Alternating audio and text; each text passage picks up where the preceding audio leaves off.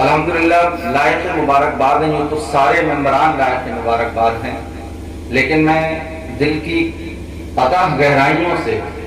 جناب اطہر بھائی کو، جناب للو بھائی کو میں مبارکباد پیش کرنا چاہتا ہوں، جو اس بزم کی اور اس